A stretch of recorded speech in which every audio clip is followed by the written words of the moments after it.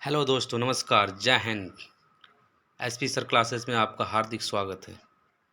मैं संदीप सर आपके सामने आज इतिहास के बहुत ही महत्वपूर्ण प्रश्न लेकर हाजिर हूँ, जो किसी भी परीक्षा के दृष्टि से बहुत ही महत्वपूर्ण है। किसी चाहे आप एसएससी की तैयारी करते हो, चाहे आप यूपीपी, चाहे लेखपाल, चाहे ग्राम पंचायत, चाहे अन्य किसी भी एग्ज़ाम वनडे एग्ज़ाम की तैयारी करते हो, उसके लिए इतिहास के प्रश्न बहुत ही महत्वपूर्ण है। चाहे आने वाले बीपीएससी एग्ज़ाम की आप तैयारी कर रहे हैं जो टीचर के लिए, उसके लिए भी महत्वपूर्ण है। ठीक है, और यह बीए सेकेंड सेमेस्टर के अलाउद्दीन खिलजी से संबंधित 10 या 11 प्रश्न हैं। अलाउद्दीन खिलजी जो आप बीए सेकेंड सेमेस्टर में हैं इतिहास में, उससे संबंधित 10 प्रश्न सिर्फ अलाउद्दीन खिलजी से। अलग अलग जो चीज़ें थी उससे हम 10-10, 15 क्वेश्चन आपके सामने लेकर आएंगे। ठीक है, आइए देखते हैं हम प्रश्न पे। प्रश्न नंबर 1 आपके सामने। अगला नेक्स्ट प्रश्न, वह सुल्तान जो अधिराजत्व में विश्वास करता था न कि प्रभुसत्ता पर, वह कौन सा सुल्तान था? ठीक है, क्या इल्तुतमिश, क्या बलबन, क्या अलाउद्दीन खिलजी, क्या मोहम्मद बिन तुगलक? ठीक है, तो इसका आपका ऑप्शन क्या हो जाएगा? ऑप्शन इसका आपका हो जाएगा अलाउद्दीन खिलजी। अधिराजत्व मत न कि प्रभुसत्ता। प्रभुसत्ता मतलब जनता की सत्ता, स्वयं निर्णय लेने की सत्ता, जो चीज़ भी निर्णय ले वह राजा ही ले, इसमें वह विश्वास रखता था। जो हम कहे वही हमारे लिए, सबके लिए क्या है? सत्य है। उस पर क्या करता था? यह विश्वास करता था। आइए अगला प्रश्न। अगला प्रश्न आपके सामने है, किस सुल्तान ने द्वितीय सिकंदर की उपाधि धारण की? किस सुल्तान ने द्वितीय सिकंदर की उपाधि धारण की? क्या बलबन, क्या मोहम्मद बिन तुगलक, क्या अलाउद्दीन खिलजी, क्या इल्तुतमिश? किसने धारण की थी सिकंदर की उपाधि? सिकंदर की उपाधि किसने धारण की थी? सिकंदर क्यों कहा जाता है? क्योंकि सिकंदर ने विश्व विजय का जो धारणा पेश की थी कि वह विश्व विजेता बनना चाहता था, और भारत पर भी 326 ईसा पूर्व में वह आक्रमण किए करने के लिए चला था। ठीक है, तो यह भी पूरे विश्व का सपना देखता था। कौन? Alauddin Khilji. Option number C इसका सही हो जाएगा। अलाउद्दीन खिलजी भी विश्व विजेता की देखता था, और लगभग वह पूरे भारत क्षेत्र को जीत चुका था। लगभग वह पूरे भारत क्षेत्र को जीतने भी कामयाब रहा था। आइए नेक्स्ट क्वेश्चन आपके सामने है, निम्नलिखित में से कौन सा दिल्ली का प्रथम मुस्लिम शासक था जिसने दक्कन को, दक्कन का मतलब होता है दक्षिण, दक्षिण में सबसे सफल शासक जो था वो आपके सामने हैं अलाउद्दीन खिलजी। दक्षिण अभियान के लिए उस दक्षिण अभियान के लिए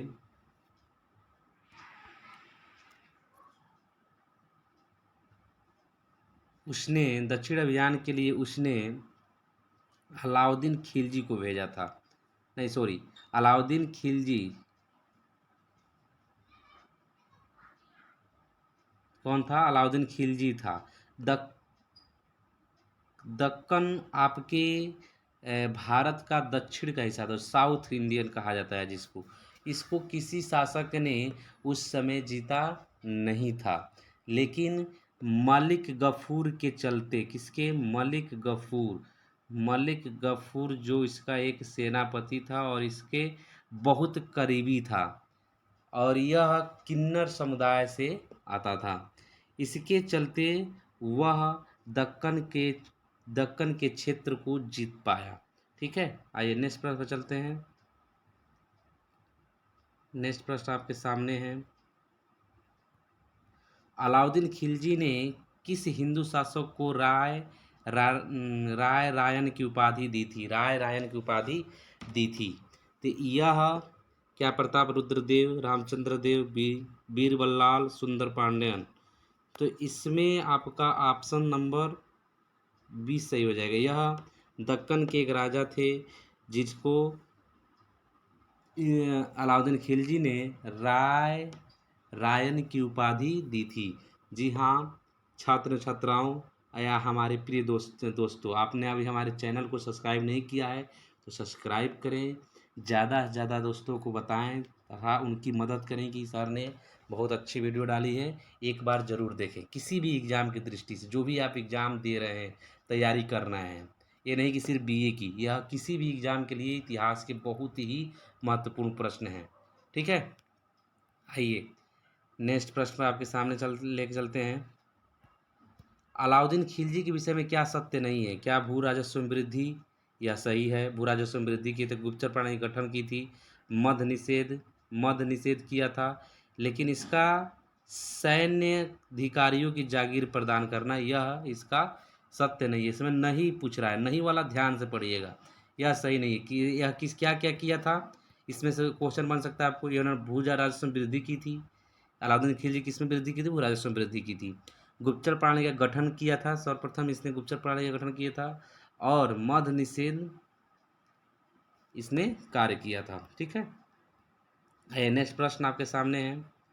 बाजार नियंत्रण पद्धति, यह सबसे ही फेमस और सबसे अच्छा कार्य क्या माना जाता है? अलाउद्दीन खिलजी का बाजार नियंत्रण पद्धति की शुरुआत किसने की थी? तो अलाउद्दीन खिलजी ने की थी। किसने की थी? अलाउद्दीन खिलजी ने की थी। ठीक है, बाजार नियंत्रण प्रणाली अलाउद्दीन खिलजी ने की थी। इसमें कहा जाता था कि अलाउद्दीन खिलजी एक ऐसी पद्धति अपनाई थी कि अगर कोई भी व्यापारी अगर माप तौल में कमी करता है तो उसके उतना ही मांस उसके शरीर से काट लिया जाता था। यह इसमें दंड का प्रावधान था।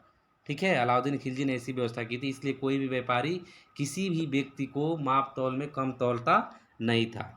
भय स्थापित करने के लिए ऐसी चीज़ें उसने की थी। आइए नेक्स्ट क्वेश्चन आपके सामने है।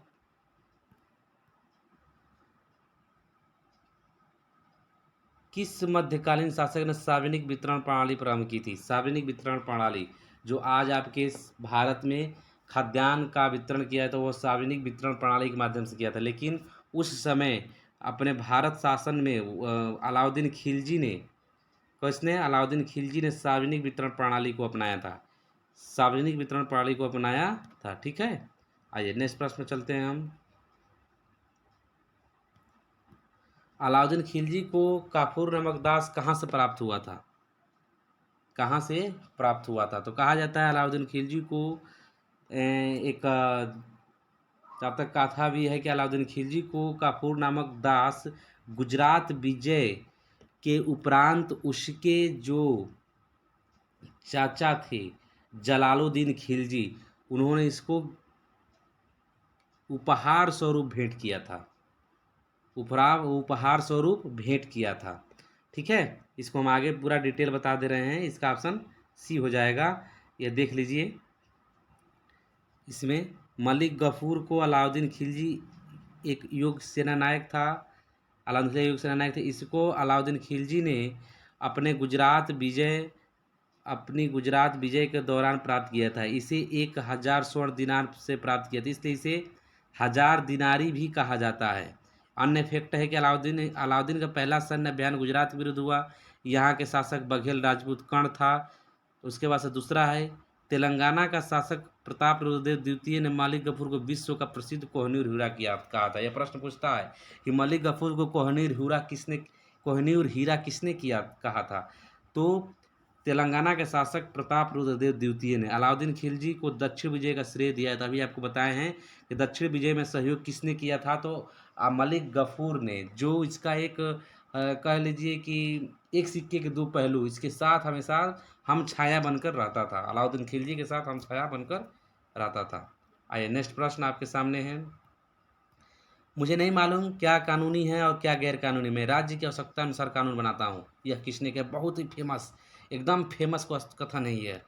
ठीक है, तो इसका ये आपका सही हो जाएगा, अलाउद्दीन खिलजी। ठीक है, ऑप्शन नंबर बी। ना बलबन, ना फिरोज तुगलक, ना रजिया सुल्तान, अलाउद्दीन खिलजी।